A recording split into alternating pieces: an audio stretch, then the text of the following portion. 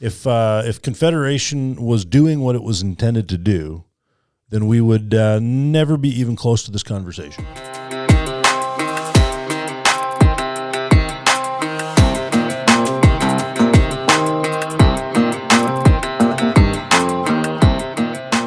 All right.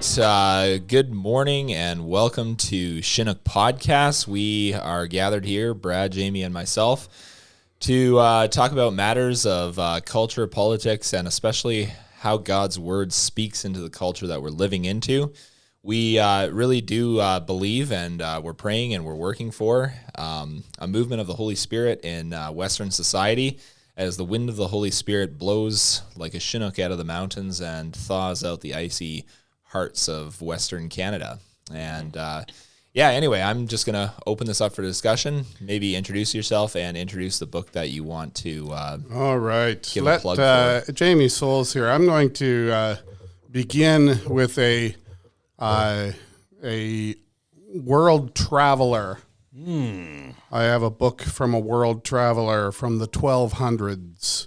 A man named Marco Polo. This is a Penguin classic, Marco Polo: The Travels, and it documents he documents his trip over land all the way out to China, and his interactions with the Chinese and in the Chinese court and all kinds of stuff like that. Mm-hmm. It's a fascinating story about, there's a particular form of Christian expression that grew up, and it's very Western. Okay, here was an incursion of the West into the East, where there had not been, like Marco Polo was really the first guy to get out there. And he found there a whole civilization that we had not known much of at all, and so he was a really early pioneer in world travels. So this book is called The Travels, Marco Polo, a Penguin classic. You can find it anywhere books are sold, I suspect. That is a classic travel book. Mm-hmm. Yeah. And when you think about how he walked, because he walked. Yeah, he walked. He walked. He rode some, but he walked mostly. He walked out of Italy, I think, is where he started. Yeah, and walked all the way to China. Yeah, and then amazing. back. And then back to tell his tale. Yeah, and then he actually he dictated that book in jail. Oh, he was a prisoner of war because he went home, got involved in one of the interminable fights that the Italians did at the time, right, and was captured. I also have a travel book, but this nice. is of a different sort.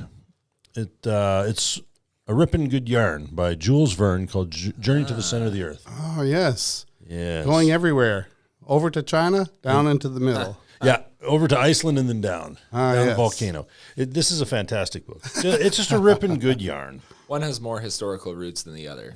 Yeah, Marco Polo. Yeah, Yeah. because that's a true story. Just in case anybody wasn't sure. Yeah, you will find if you go on the internet, people that say that Marco Polo was making stuff up.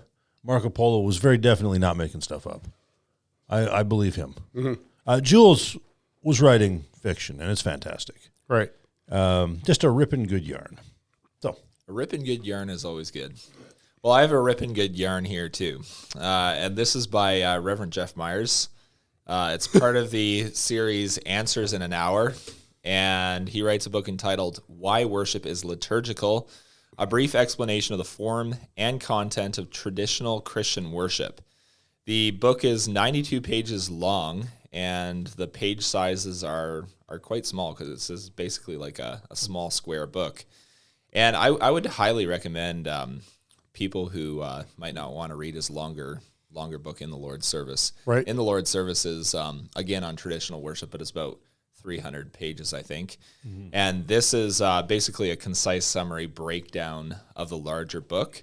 So if you're wondering, like if you've been to Christ Covenant Church or to a church like ours and you're wondering why our worship is so weird, you should go and read a book like this and you will see it as beautiful. That's almost pocket-sized. Yeah, it's almost pocket You sized. can fit that in a cargo pocket. So, Why Worship is Liturgical by Jeff Myers. Answers in an Hour series. Okay, who publishes those? I think it is Athanasius Athanasius Press. Press does Yeah. that. That would be a handy resource for a book table at the back of a church. That it would. Yes, and I think it's like $9 on Amazon.ca. So, which is That's pretty good. not a terrible price. Oh, $9. That's pretty good.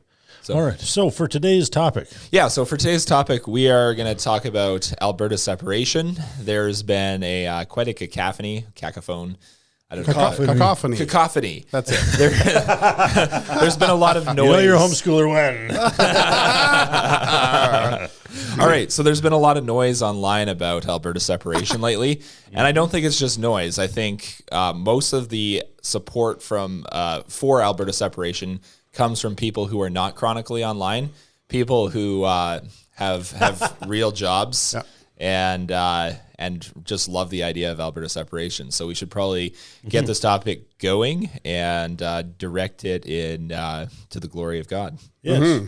I one of the things that I do for a living is teach guitar. So I get students that come in from all over the place around here. Farm kids that come from like DeBolt or things like that. They're all ready to talk about this. They think that's a great idea. Like even the kids, like they're 12 or 10, and you say, hey, what about that idea of separation? Hey, and their eyes will light up. Oh, God bless them. My eyes are lighting up right now. And a lot of the people thinking through this are not like hokey people. I'm sure there's hokey people in the mix, but there's actually a lot of well thought out people who've read a lot, people who've studied a lot, people who are like, yeah, you know what, this really is a rational, wise thing to do. Yeah, so we have previously interviewed Michael Wagner about many of the reasons why we've interviewed him about the I guess you could say the case for divorce. Right. And he really focuses on the legal case. Yeah, he does. He focuses on the legal case, and there's a lot there. But one of the things that I've noticed in talking with a lot of my coworkers, there's the money case. Well, we'll have lower taxes. We won't have a carbon tax. We won't have money transfers out of the province, so we can have better roads and healthcare and all that. The money case is very strong, I think. Yeah, I think so too. I think that our interest is bound up in not being Canadian. It's costing us money. Plain fact. It's costing us money. And what are we getting for it? Insults. Yeah. Failures. Yeah, there really is a hatred of Alberta especially, but of the West that percolates in the population centers in Ontario and in Quebec. Yep. They really do not like us, even though there's they get so much of their goods from us. Yeah. I wonder if that not liking us that way is the is the action of slavers or something like it. I don't know what it is. Well, it's envy, I think. Yeah. Yeah, because we've got a good thing here, Right. and there's opportunity, and we tell people there's opportunity here. Right.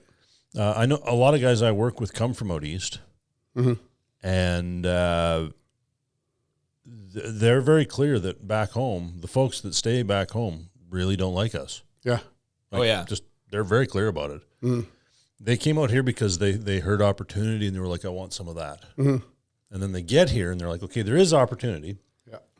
You got to work for it. And those kind of equalization payments are okay when somebody's coming from Atlantic Canada to work in Alberta, is contributing to the economy, and then bringing their money back to Atlantic Canada. Yeah, that's not actually an equalization payment. No, an equalization payment is a government-to-government transfer.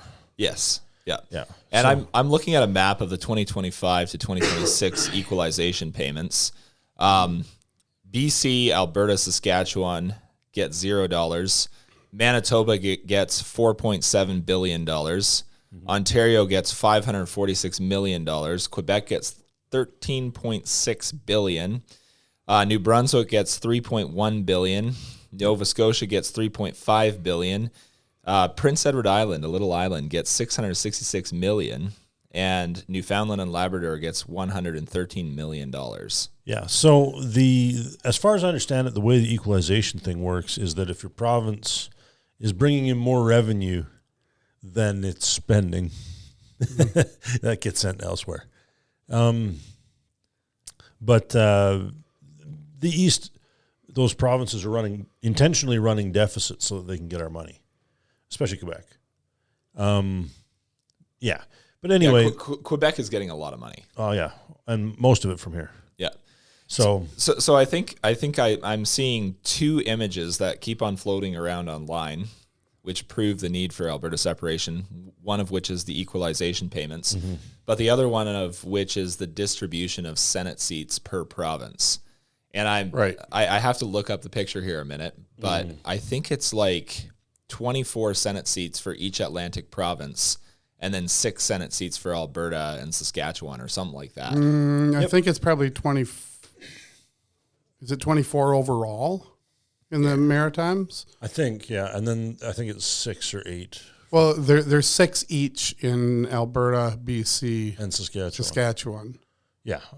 Something like that. I was thinking about. Yeah, it's not an equitable distribution at all. And the same problem has shown up in the House of Commons. Right. PEI has 4 MPs. Yeah, they got 4 MPs for a population that's, I think, the same size or maybe smaller. As Chris Workington's Chris Workington's riding here. Yeah, so we have 1 MP and they have 4. Yeah. So they shouldn't even be a province if they need that many seats. Well, the thing is we should just have 4 MPs for Peace River. Yeah, or that. Yeah. That's really what should happen. That would be a huge province, though. Well, and the East doesn't want that. Okay, so I'm seeing a breakdown of the Senate seats here on Wikipedia.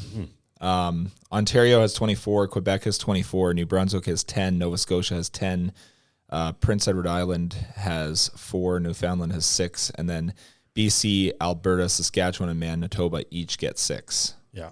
Right. Yeah, so basically, from an electoral perspective, Alberta has the same say as Prince Edward Island. Yeah, we don't get fair representation.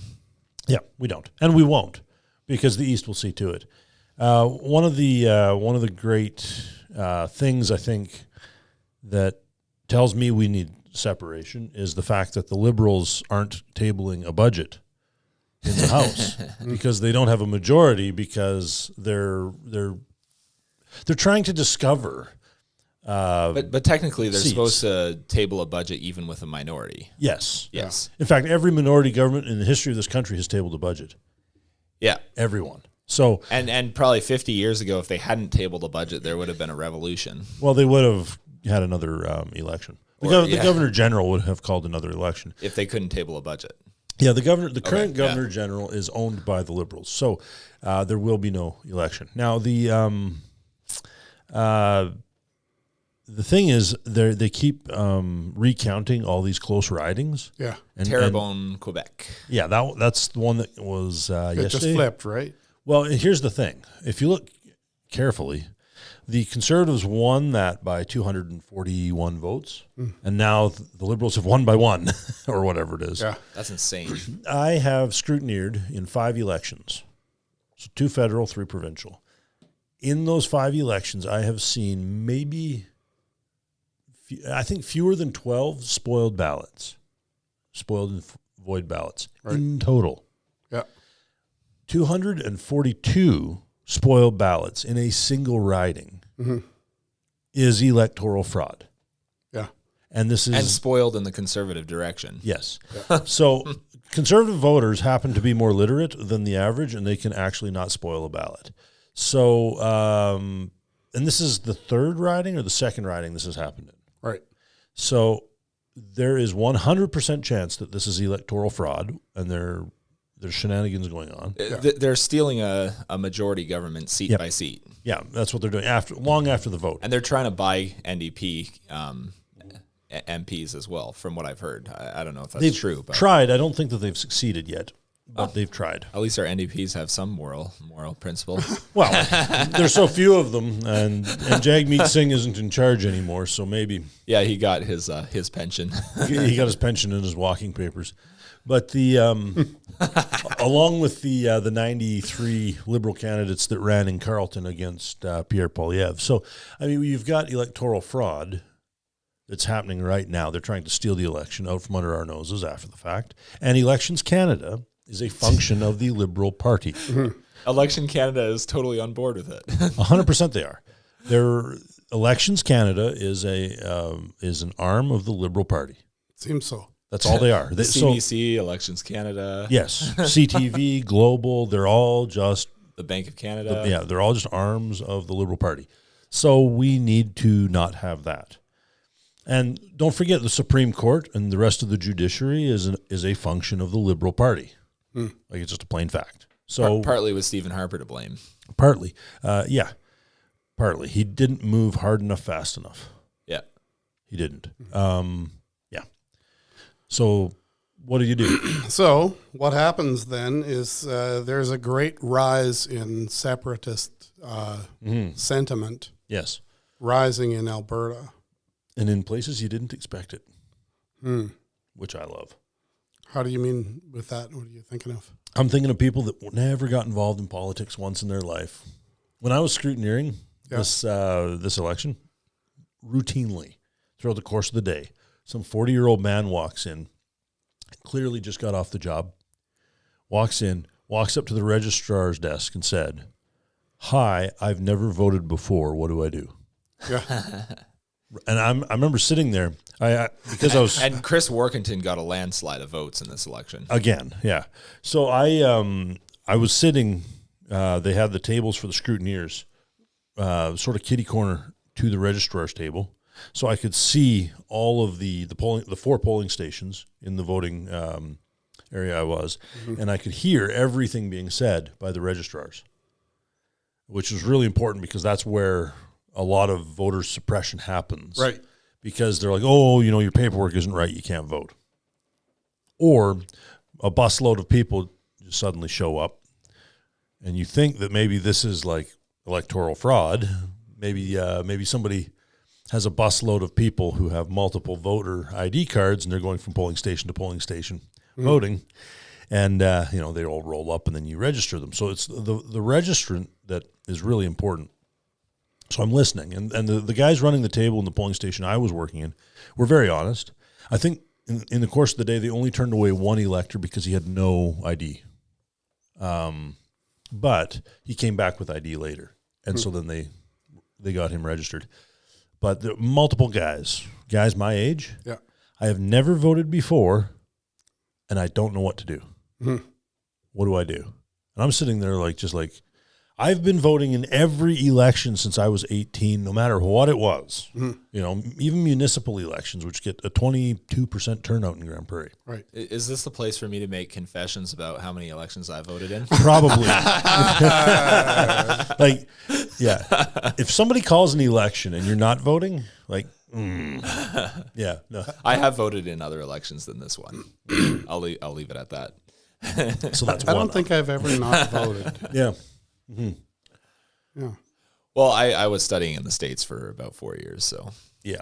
And that's another problem, too, is the absentee ballots. A bunch of them got returned. Like the one lady in the Quebec riding who had her NDP ballot sent back to her unopened because Elections Canada, they published the wrong mailing address. Oh. So everybody from, I think, Quebec, well, maybe not the whole province, but part of the province, was mailing their early ballots, the mail-in ballots, to the wrong place. Oh. And Canada Post, instead of saying, well, that's clearly a ballot envelope, marked with the Elections Canada stamp, instead of sending it to where we know the Elections Canada address is, Send we'll it just back send it to back. her. Because it wasn't, one of the numbers was off on the address. And it's like, well, wow. Just wow. Just wow. Like, you knew where this had to go. So I wanna for this next section. Eventually, I want to talk a little bit about the maturation of empire. But for this next section, I want to lob a few grenades at you guys. Oh, please do. That because I'm keeping my ear to the ground. I'm listening to people. I'm watching what people's arguments against all of this are, and I don't think I have a list of all of them, but I've definitely got a couple good ones. So so first of all, you guys are traitors. Yes, and the tyrant always gets to define treachery. Exactly. Yeah. So a lot of people are making this comment, and this is a comment especially coming out of certain wings of the church in Ontario. But you guys are being treacherous. Well, Canada has betrayed us. It's just that simple. Yeah. If Confederation was doing what it was intended to do, then we would never be even close to this conversation. And I think it's important to recognize as well that it's all the legalities for legal separation are all in the paperwork. They're all in the documents. Yeah, everything is legal. From the founding of our nation. The other thing too is what happens if the Liberals make it illegal to separate, which is quite possible. Well, of course, yeah. Especially if they get their majority government. Yeah. And my answer to that question is you can't just change the law whenever you feel like it. No, they are treacherous. Mm-hmm. Yeah. That would be an act of treason. Yeah, they are their whole course of behavior from Lester Pearson until now has been treason. Yeah. So I don't Yeah. Okay. You make it illegal, big deal. I have the future to think about. My grandchildren, my great-grandchildren. I have them to think about. I'm not interested in living in North Korea, folks. Yeah. All right. So another one that I keep on seeing is, conservatives across Canada can pull together around Pierre Poilievre and unify this nation yet. Pierre Poilievre and maybe Jason Kenney as well. Oh, that's rich. I don't even think those two guys can pull together. No. Pierre Poilievre is a libertarian and Jason Kenney is an old Tory conservative. Yeah. So the thing is if we were able to somehow pull together around one of these two guys, we would have already done it. Yeah. Why didn't we pull around Pierre Poilievre in the last election? Yeah. I mean, conservatives voted for him. His program was objectively better than what was being offered by Carney. Somewhat. Well, objectively. I mean, objectively, that's true. At least fiscally. Yeah, especially on the fiscal front, it was better. On the moral front, on things like abortion. And fiscal is moral. So fiscal is a form of moral, yeah. You shall not steal being one of God's commands. Yeah. So his fiscal presentation to the country was really objectively better than the Liberal. But on certain other moral aspects like murder, it was the same. Yeah. Right? So abortion made, it was identical. Nothing was being offered. Right. There was no big ideological fight. And this is the problem with modern Canadian conservatives is we keep listening at the highest level in the Conservative Party. They keep listening to Conservative Party operatives instead of what the Lord says in the Scriptures. Instead of just doing something straightforward and saying, I am against murder, I dare you to disagree with me.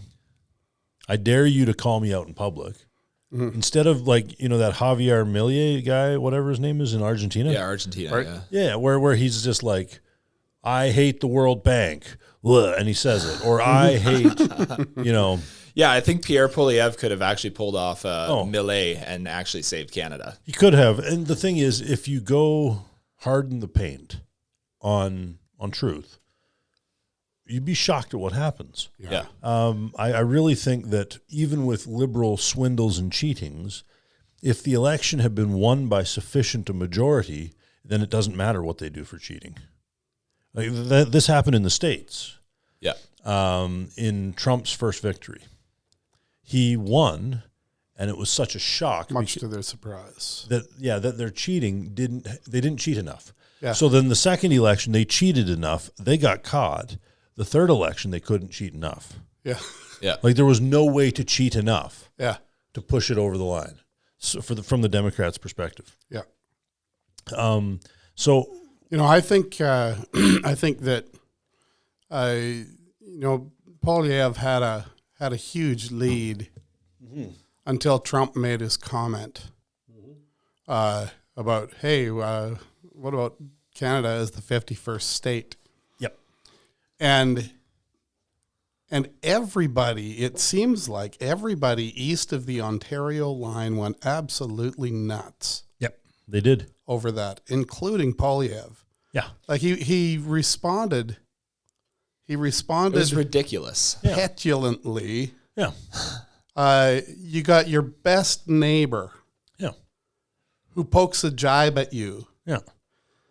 And you set your hair on fire. Your own hair, not his hair. Yes, your own hair. Your own hair. that was just absurd. It was absurd, and I'm sure that's what lost him that election. Yeah. If he would have had some kind of sensible thing to say regarding that, about, well, let's talk to Donald. Let's negotiate.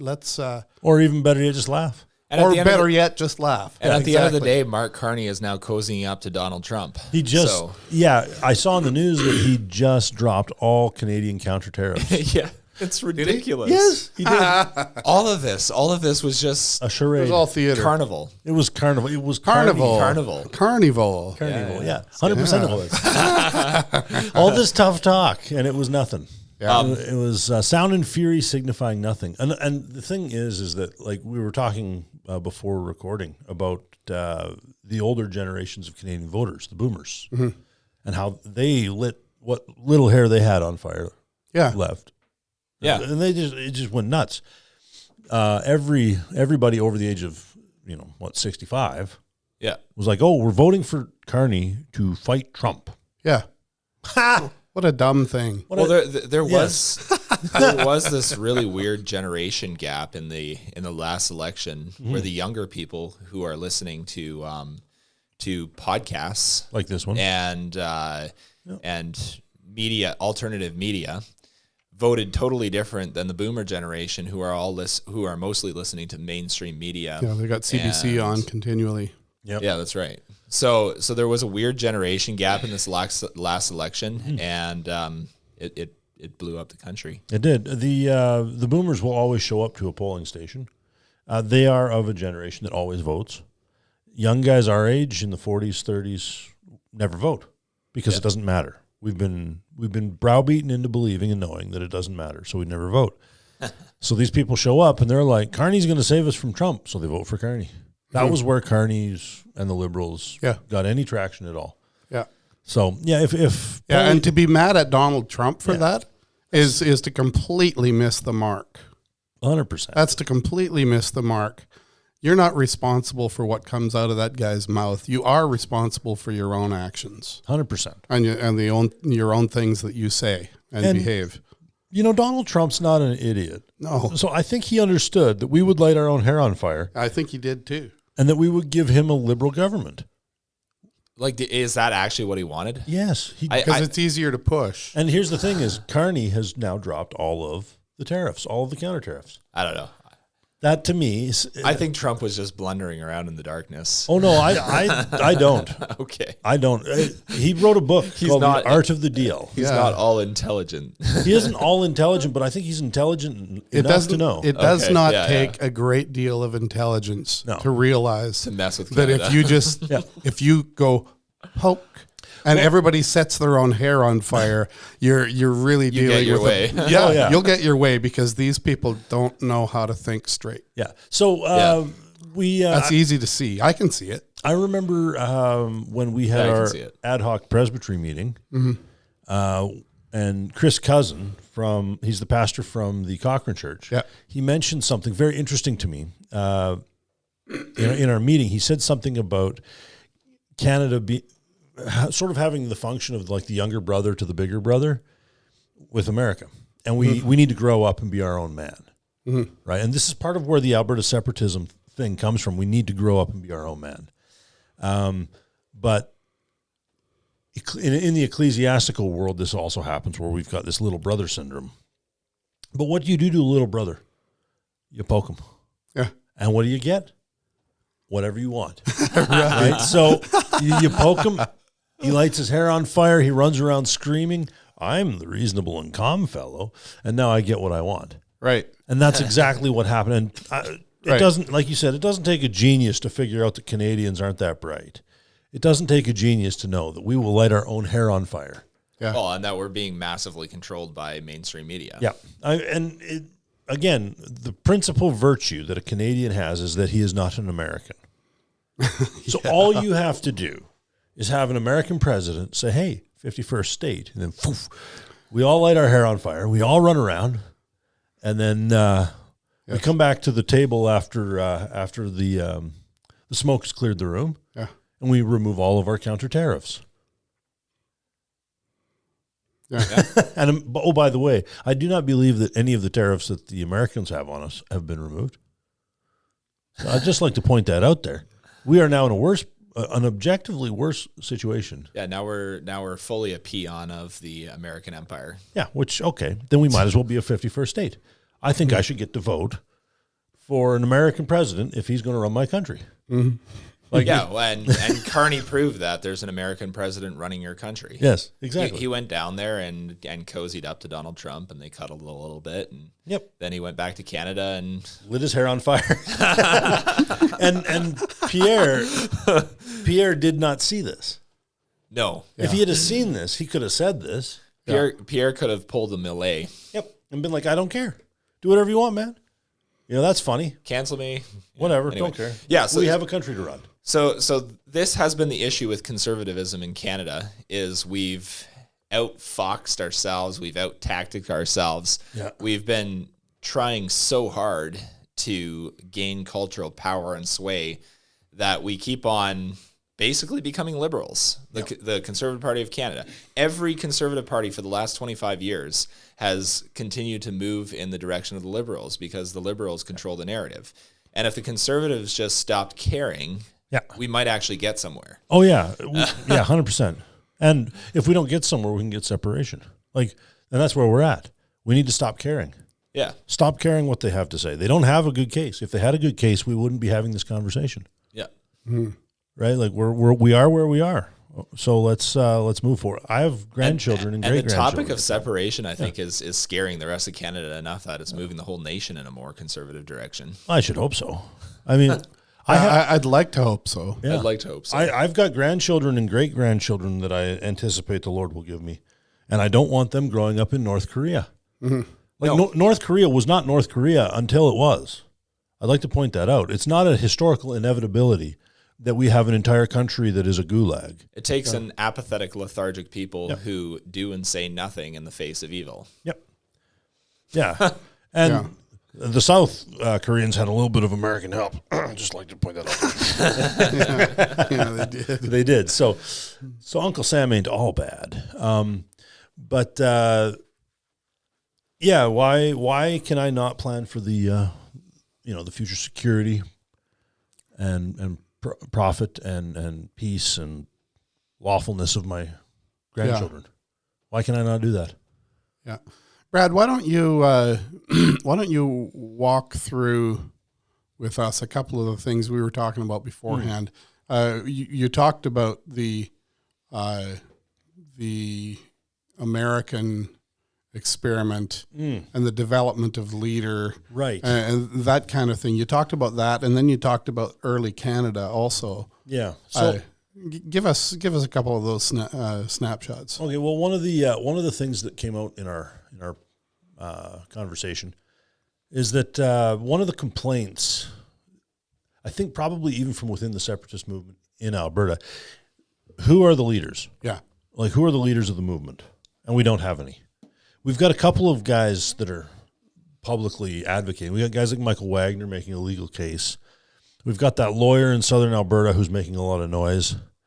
Danielle Smith is talking about it, but she's being very cagey. Mm-hmm. Jason Kenney's against it. Jason Kenney is trolling the separatist movement. He's trolling, but for all his rhetorical acumen, his instincts, I think, on this one are all out. And it stinks of him getting revenge. Yeah. We ran him out because he was a tyrant. I mean, come on. But so I have this habit of looking to historical examples.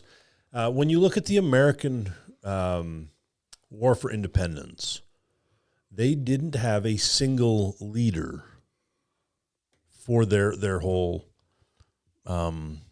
Initiative. They had a whole bunch of people who were groaning under the British yoke and wanting to be free of it. Yeah, they didn't have a guy they could point to and say, "See, we're following that guy." Yeah, they didn't. And it was a co-op of self-government. It was. Yeah. And I think that's actually the strength of the American experiment, is that they didn't have a single leader. So very often in our kind of narrowly reductionistic history, YouTube short videos will be like George Washington, right? And George Washington, I believe he was a delegate to one of the Congresses. There were multiple Congresses before the Declaration of Independence, and there were multiples after. He wasn't even the first president. No, there was another guy before him. No, there was like 12. He was the first president under the current Constitution. Right. Which was not settled until a few years after the war was over. Right. But people don't realize that every year Congress called a meeting, and that Congress had its own president.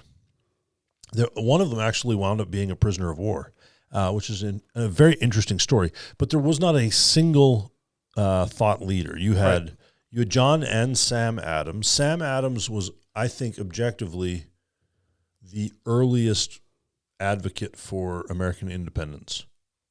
Okay. He was the loudest and the earliest, I think, out of the original fathers. Is that why they named a beer after him? No, but he owned the brewery. Oh, I see. Okay. Sam Adams Brewery he founded that. Yeah. Awesome.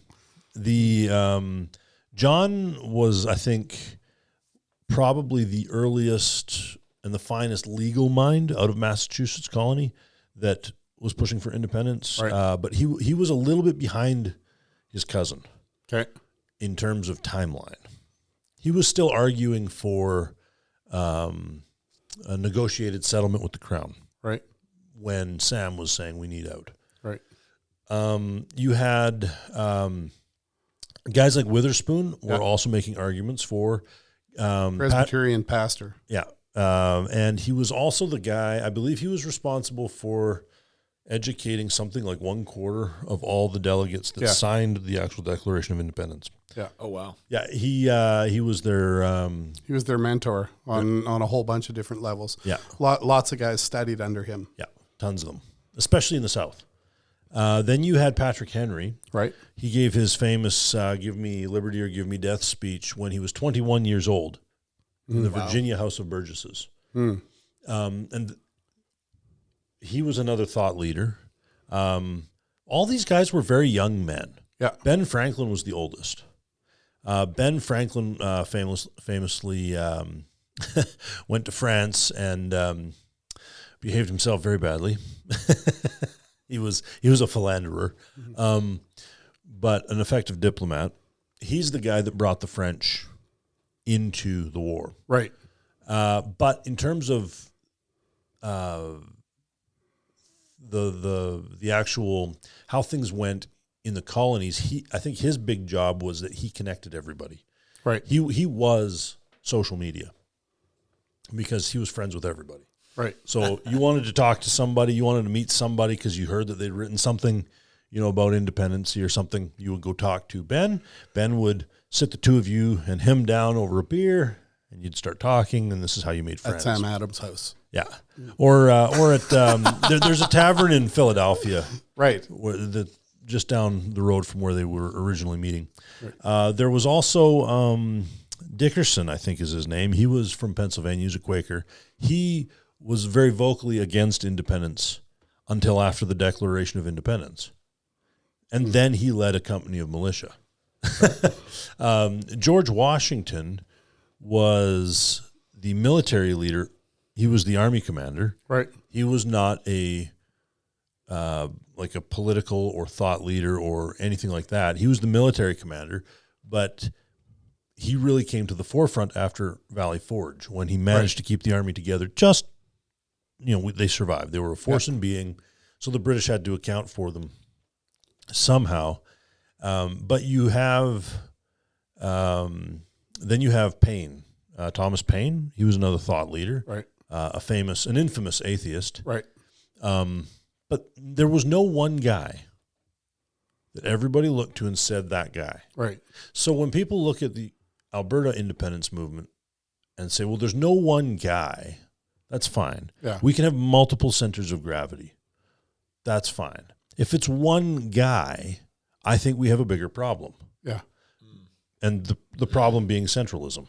Yeah. And what happens when that one guy, like this is the problem that Cromwell ran into. After he died, they wound up having Stuart Kings again. Right. Because, well, what do? Cromwell had done such a good job. He was such an overwhelming personality. Mm-hmm. And he'd really done such a good job of being the Lord Protector that there was nobody could, like there was no consensus around him. Right. That could push this over the line for the next generation. Right. Which is an interesting case. Right. So Alberta is in a situation where separatist sentiment is rising everywhere. It's rising all over the place, but we don't have a point man. We've got a whole lot of people who are talking about this favorably. We have point men and more who are just learning to think about it and to shake themselves awake and realize this is probably a really good idea. Yeah, and this is the case that America faced. Yeah. In the early 1770s. Yeah. So so what we're going to need is a lot of young guys who are picking up books and reading and thinking through these issues, and then in 3 to 6 months or a year, we're going to have guys who are quite capable of leading. Yep, and there are thought leaders, there are guys making the case that we should be paying attention to their arguments. Yeah. So Michael Wagner is one, yeah, especially on the legal front. Another one that I would like to point out is Chris Cousin. Yeah. He's been writing on Substack about this. He's been making this case for a long time. He says he's been a separatist for 35 years or for 30 years. He said. Yeah, and I would say I've been a separatist probably for about 20. Yeah, because but I was a teenager when I started. Mm-hmm. I've understood the argument for separatism, even living in Toronto as a high school student. So. Yeah, but he wrote this marvelous article, "The Least Road We Refuse to Take." Right. I definitely recommend it. That's a good one. Yeah, that was a really good article. Yeah, good job, Chris. Uh-huh. Yeah, he's also a friend, but he's also a colleague. Yeah, he is. He's one of these guys, one of these centers of gravity, making these arguments that I think people really should be paying attention to. Right. So, having multiple centers of gravity is good. Right. You can make a more complete case. You can network more effectively, and you have a built-in durability, a built-in redundancy. Right. Some guy has a heart attack or gets into a car crash with a moose, and that's okay. The rest of us can carry on. Right. So, but I'm not really worried about the lack of a single person. Yeah, that makes sense. Are you worried at all about the native claims? No, they don't have a case. They don't have a legal case or a practical one. Right. The problem is that their ancestors, when they signed the treaties, 6, 7, and 8, they never hired a lawyer when they did. Right. And these guys have not made a habit out of consulting competent lawyers since. I mean, come on. They do not own this land. Yeah. Like these native land acknowledgements that we have before hockey games is a joke. These are not and the problem is that the young people on these reserves have begun to believe them. Like we've been lying to them and we need to stop. We should have never started. Mm-hmm. They don't own this land. Like land ownership. They didn't own it before. They didn't own it before. And this is the problem. When these treaties were signed was all post 1825 and 6, when smallpox came through and killed 3/4 of the natives between Manitoba and the Rocky Mountains. Right. Peter C. Newman wrote a book called Caesars of the Wilderness where he talks about this. In 1826, they had a drought because I think it was Krakatoa in Indonesia blew up. Right. Covered the sun. We had ice on Lake Athabasca until the end of June that year, and crop failure right across the prairies. Mm-hmm. So whatever smallpox didn't kill, plague, starvation, and disease from malnutrition did. Mm-hmm. So there weren't nations to sign treaties with. These guys could be put on reserves mm-hmm. by imperial land agents because they had nothing left. Mm-hmm. They were the survivors of basically what was an environmental and health apocalypse. Mm-hmm. So they didn't have anything that they could prevent us from taking. Right. We signed these treaties because, we were attempting to treat them somewhat honorably. Right. But there wasn't inherent in the native mindset concepts of property, because those things really rise in Christian circles because they rise from the Ten Commandments. They do, but there's also the fact that many of these native guys, these chieftains, sat down to sign away land. Yeah. And when they didn't sign away theirs. This is a known fact. So one tribe would be like sitting there with the land agent. Right. Hey, they negotiate for the other tribe's land. And they did it repeatedly. And the land agents knew that this was going on. I mean, they cottoned on to this fact fairly quickly. An imperial land agent in the British Empire at the time is one of the most powerful men in the world. He's one of the most powerful class of bureaucrats that God ever created. And he knew what was going on and didn't care. Because we now have a right to that land. We have legal title. Mm. And guys were selling their neighbor's land. And they're like, I got one over on him. So one of the beauties of having a legal system and a nation that values private property mm-hmm. is that it would also value private property for the First Nations as well. Well, yeah, but they don't have any private property even to this day.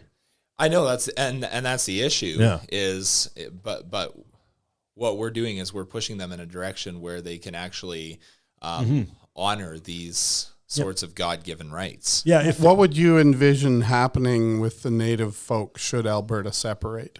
Well, there's three things I could see. One is that we assume all the obligations of Treaty 6, 7, and 8, right, and carry on as we have been. That's a possibility that they haven't apparently considered. The other option, we renegotiate the treaties. Yeah. By the way, every treaty is negotiable. Always has been in the entire history of the human race. Right. Like saying that a treaty is non-negotiable is kind of silly. Mm-hmm. Or we cancel the treaty system. Cancel the treaties altogether. Yeah. Now, I personally am in favor of that option because of something you just said, Nathan. Like extending to the natives' private property rights. It's actually a better system for them. Yeah. None of these natives own their own land. Mm-hmm. The reserves that they're living on is still Crown land, and none of them own their own homes. So you're basically just propping up the chieftains. Yeah. So if you're living on a reserve, you can't sell your home. Mm-hmm. It's not yours. You have no capital, no equity.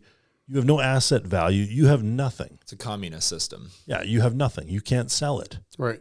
And if you can't sell it, how can you say it's yours? Mm-hmm. Like, that's not your land. If you can't sell it, it's not your land. It's the chieftain's land. But he's not even allowed to sell it. Oh. It's not even his land.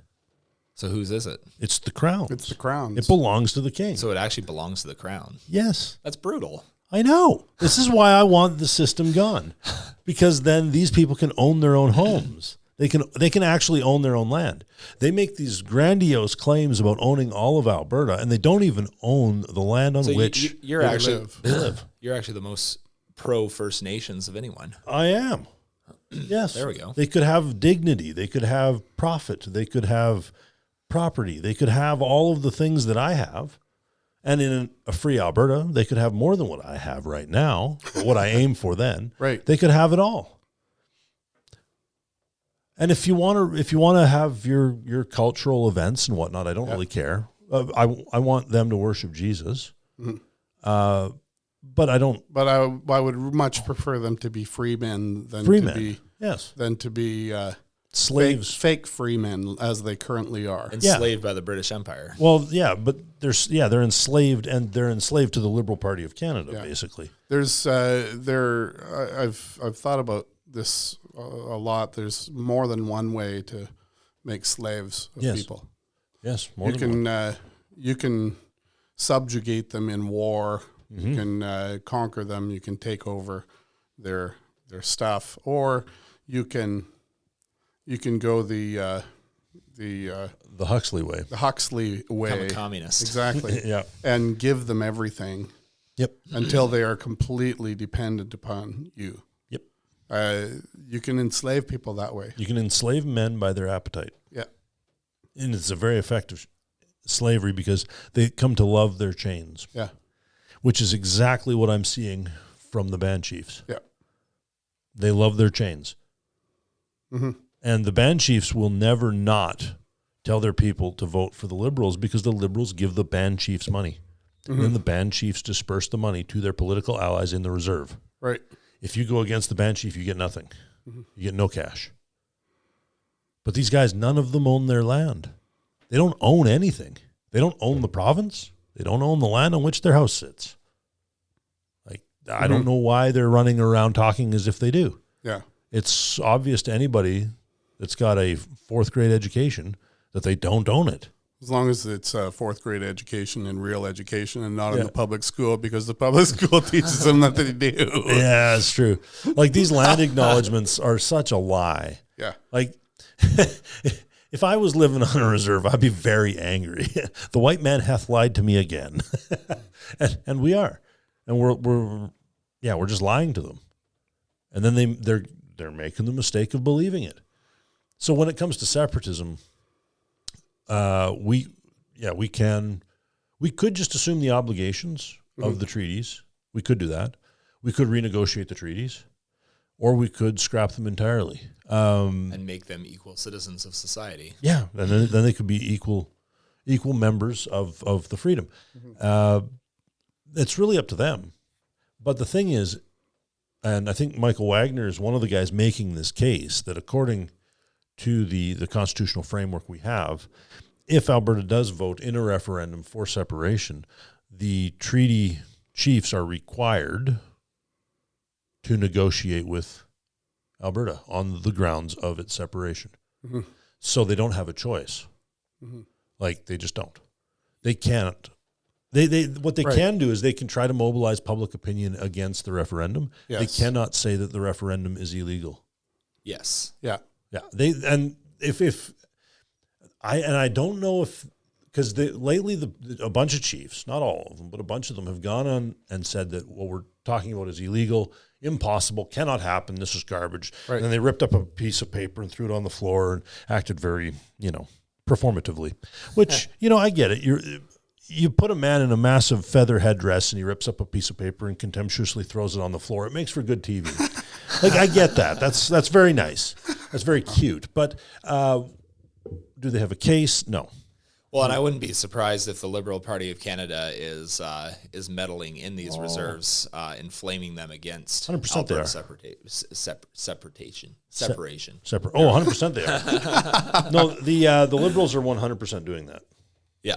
Yeah, and I think Albertans have to be aware of how much the Liberal Party of Canada is going to do to mess with Alberta separatism. Yep. Mm-hmm. They're gonna plant radicals in the midst of Alberta. They're gonna have RCMP officers probably doing crazy things. Yep.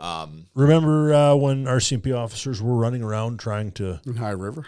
Yeah, trying to plant weapons on people at Coots yeah. So just keep calm and carry on. Yeah. That's one thing that's not well known about the Coots thing, is that there were guys that showed up suddenly one day that the protesters didn't know who they were, and they charged the RCMP line yelling, "Ah!" And none of the actual protesters joined them. They're like, we don't know who these guys are. But then these guys who charged the RCMP line to attack them never got arrested. Yeah. There was no record of because they were probably police officers. They were police officers. Yeah, they were agent provocateurs, and there was probably stuff like this going on with the RCMP in Quebec in the 70s and 80s. There was. In fact, it's well documented that about half of the FLQ bombings in the 70s were done by the RCMP. There's a very famous case where they blew a barn up. So this is being as wise as serpent and as crafty as doves. Yeah. Is recognizing the way that tyrants try to mess with people's legal rights to liberty. Yep. So the planting of the plant is a thing. Yeah. So that's another thing too with like social media. If you find yourself involved in a conversation with a real wild man on social media, somebody's trying to provoke you. Yeah, it might be either a bot or a person run by a Fed.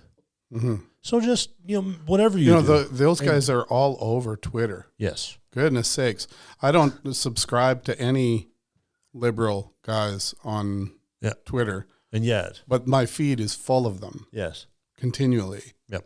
Yep. How's that happen? It's wild. Good programming. and it's almost always the case that these guys, if they're guys, always have hundreds of comments. Yes. That tips me off that they're not real. Yeah.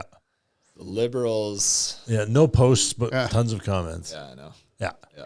So be wily as a serpent, but innocent as a dove. Maintain your head. Yeah. Don't. Yeah, so I want to talk a little bit about maturity. So within the Bible, there's this concept of maturity. As we raise children to fear and love the Lord, as we raise them in the nurture and discipline and admonition of the Lord, we're raising them to maturity. So maturity is the goal. The desirable end. Yeah, it's the desirable end of Christian teaching, etc. Mm-hmm. So you see that not just do children mature, not just do churches mature or communities mature, but I would say nations also mature and portions of those nations also mature. So you get the British Empire spreading across the world in the 1600s and 1700s and 1800s, and the natural trajectory of all the protectorates or wings of this empire is they're going to mature. India is going to want liberty. The United States of America is going to want liberty. They're not going to want to be underneath the British Empire forever. Mm-hmm. Yep. And so you see various movements happening. The American Revolution happens. Canada's founding is in some ways quite different than the founding of the United States of America, but you still see a trajectory towards maturity happening in the wing. I think in Alberta is in a very similar position within the nation of Canada. Canada is a very young nation. It's very spread out. It has very diverse cultures within it because you got Quebec, which is French. You've got Ontario, which is more of the British Tory. You've got Alberta, which is a little bit more Republican, liberty-loving. You've got Atlantic Canada, which is again, conservative Tory, but a different maybe feel than Ontario.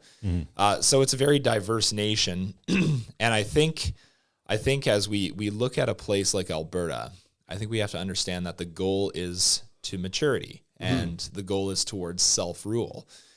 You have that with young people. A young man eventually, when he turns 18, 19, 20, maybe 16 to 22 or whatever, is disassociating with his parents, not entirely, but he's beginning to prepare to rule his own family because he's becoming mature.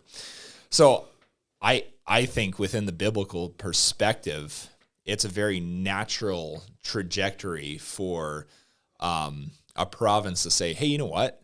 We're doing quite well for ourselves. We want to be able to rule ourselves. I think it was totally legitimate for the U.S. to say that in the late 1700s. It was totally legitimate for Canada to say that in the 1860s, 1870s. So Alberta, I think, wants to grow up now. Yep. And so we're tired of the immaturity of Ottawa. That's right, yeah. Like Ottawa, it was far more grown up in 1865 than it is in 2025. Yeah. Far more grown up. And it's possible we become more immature, but I think we have a good case that we could be quite a bit more mature than at least currently what our Laurentian elites in Ottawa are doing. Yep. So 100%. And I think the same goes for the states. I know there's people who very strongly say, a state is never allowed to secede from the United States. You know what? There's nothing wrong with a state like Texas or Idaho saying, yeah, you know what? I think we're grown up now. We want to self-govern ourselves. And I know I might make some Americans mad saying that, but yeah, because we don't agree with Lincoln on that point. yeah, we don't agree with Lincoln on that point. Yeah. So anyway, this nation is not indivisible. Yeah, no nation is. Right. No nation is indivisible. Because nations are not eternal. No, they're not. And the church is the greater function, because the kings of the earth will bring their glory into the city of God. Yeah. Yes. That's what Revelation 21 is very clear about. Yeah. Yeah. And you bring your... I'll be talking about that on Sunday. Yes, you bring your glory as tribute, and you are tributary to that which is greater. The church is greater than the state. Yeah. This is a plain fact. Now, some people get really, really wrapped around the axle on that, and, well, we've got, 60-odd episodes where we've tried to explain this, and we will continue. Yeah, we'll continue to do try this. and explain this. There are different sorts of governments, right? Yep, there are. Right, and governments that have been established by God in the Scriptures. He's given particular authority to civil magistrates. Yep. But it's circumscribed. It is. It's circumscribed authority. They don't have all authority, and when they take all authority unto themselves, they become tyrants. The church has specific things that God has given her in the Scriptures. She's the minister of word and sacrament. She cares for her people. There's teaching. We don't coerce. Right. Whereas the state is more of a coercive body. Right. And when the church takes on the sword, as it sometimes did in the in Middle Ages, then it's being a tyrant. And it's also stepping backwards in terms of maturity. Like we're talking about the theme of maturity. So you've got, like, what is the tool for correction in the family? Well, the rod. Yeah. What is the tool for correction in the state? The sword. The sword. Okay, and so what is the tool for correction in the church? Spiritual church discipline. Yeah. So we're moving put outside of the communion table. Yeah. So we're moving in a direction, though. You're moving from spanking to jail to excommunication. There's actually a trajectory there. Yeah. Like with a very young infant, you have a very particular type of discipline. With a toddler, another type. Mm-hmm. With a teenager, another type. And with a grown son, right? You've moved from the discipline of the spank to the discipline of reproof. Yeah. You've moved in the same direction with your children as God does with the human race through history. Right. I mean, in the final sum of all things, it is the kings of the earth who bring their glory into the church. Yeah. Yeah. So it's very clear to me that the church is the mature one. Right. So with the pursuit of maturity and with growing up and with stepping out of the old situation and into the new situation, there's really nothing wrong with what's going on in Alberta just now when we think about it that way. Mm-hmm. Yeah. We're ready to form something of our own. Yep. That just makes good sense. And to look at this as though it is disobedience or is to misconstrue your authority, Eastern Canada. Yep. It's also to misunderstand what we're actually for. Yeah. Yeah. Our telos. Yeah. And all of this said, like, it could be that there are immature elements within Alberta, but then the call is find the forgiveness of your sins in Jesus Christ. Mm-hmm. The call is through the work of His Holy Spirit, move to maturity, and develop moral strength and moral caliber by the power of the Holy Spirit. Because, apart from that moral strength and moral caliber, Alberta is going to become worse than the rest of Canada, and it's going to fail. So we do need to keep reminding Alberta at the same time, now actually be mature. Yeah, and if Alberta is to flame out and fail on this point, then it's good for the rest of Canada that we do it on our own. Yeah. Yeah. So there you go. Yeah. Like, Yeah, I sometimes am concerned and worried about the notion of Alberta suddenly separating from Canada and not changing her ways and not changing her heart and becoming the tyrant that Canada has been to us, because that's bound to happen unless the gospel of Christ permeates your thinking, your understanding. You're going to wind up doing that. Yep. You're going to wind up with this. There's an inherent, it seems to me, an inherent centralizing tendency in sin. Mm-hmm. It seems to be the case that the pursuit of centralization is not God's desire. I do think that he wants his whole church to be unified. But you look at all these multiple denominations, right? All of us saying similar-ish things. Right. But the Baptists get converts where the Catholics can't. Yeah. And the Orthodox where the Reformed can't. Yeah. And the Reformed where the Baptists can't. Yeah. Very so strange. there's certainly a sense in which the church does have unity in that sense. Yep.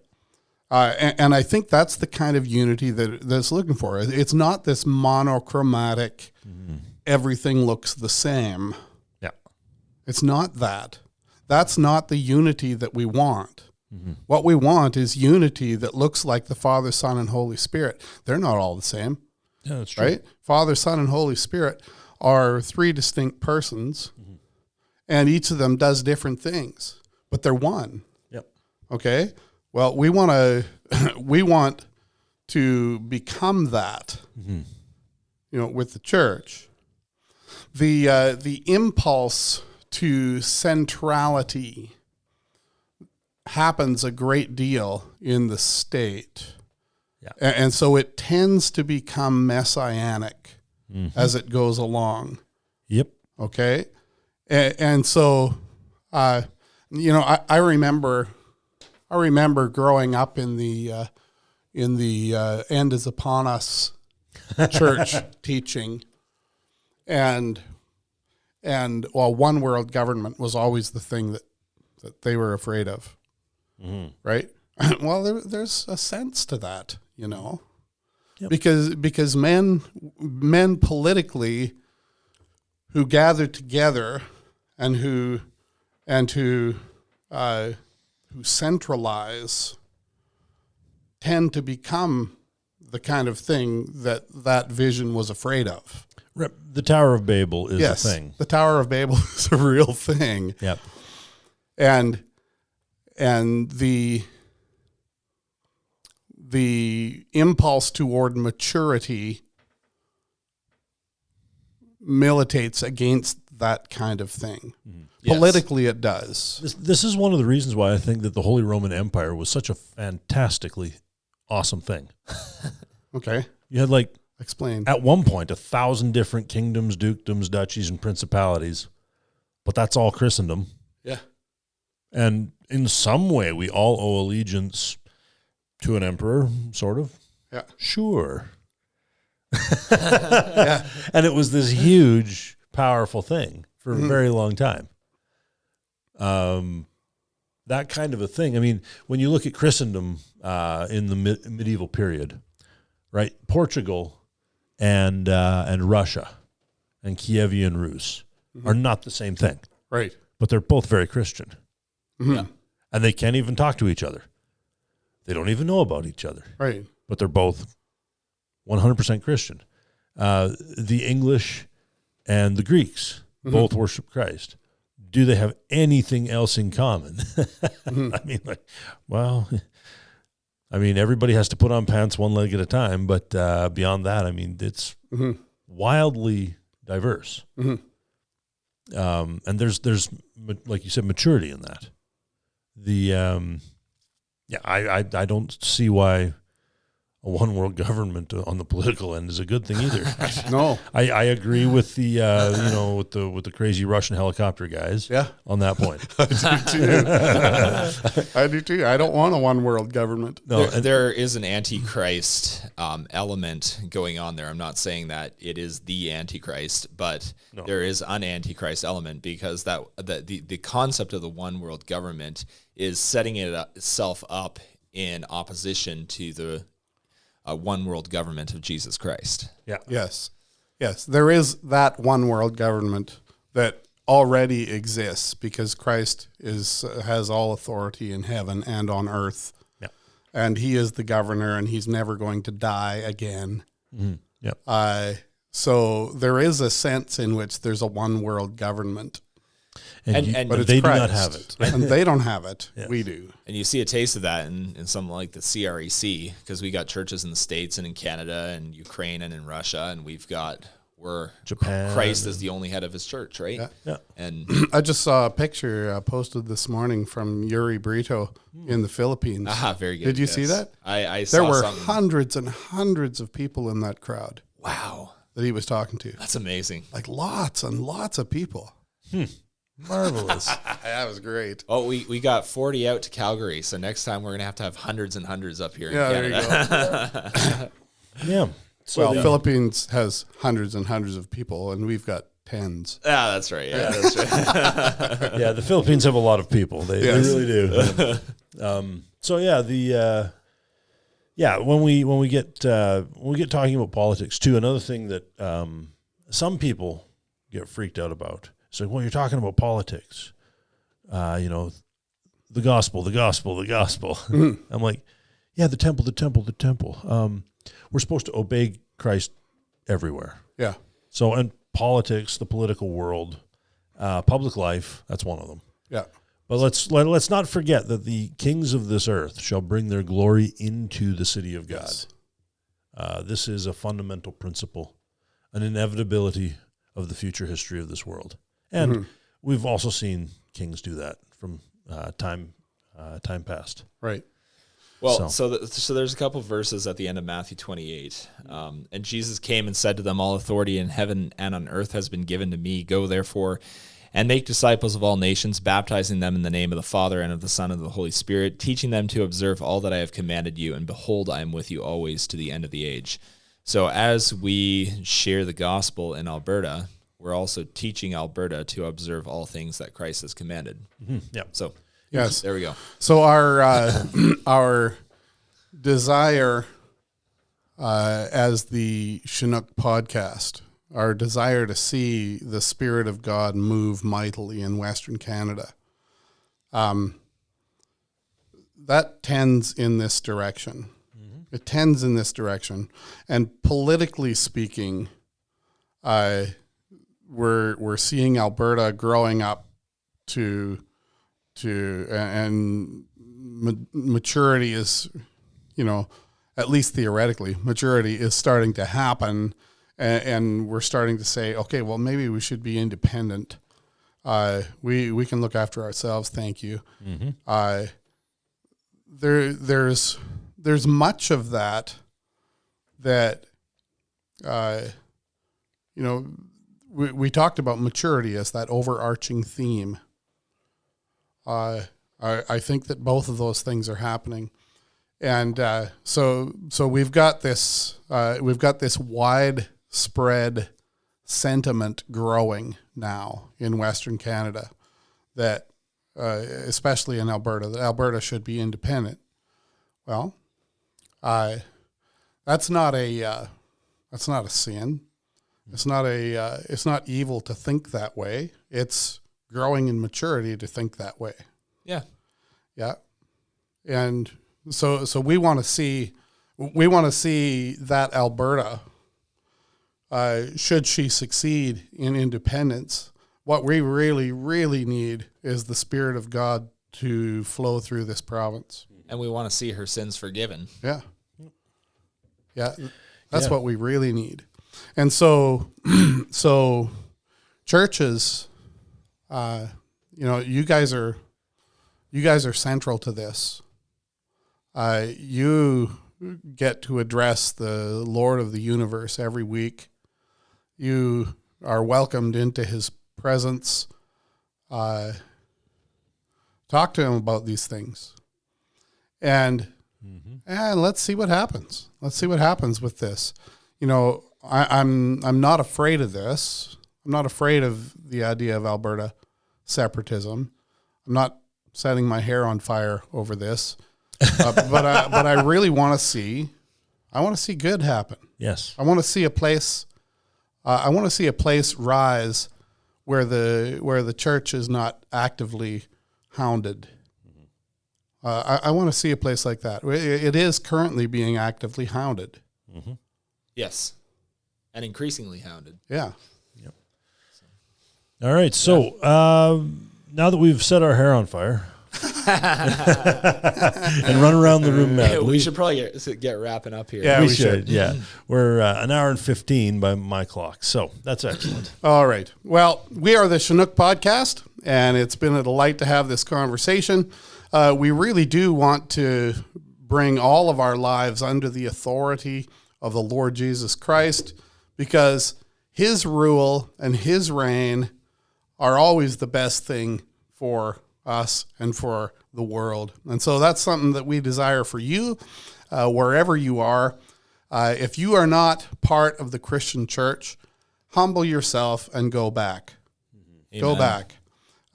Maybe the Lord will relent and give us a good place.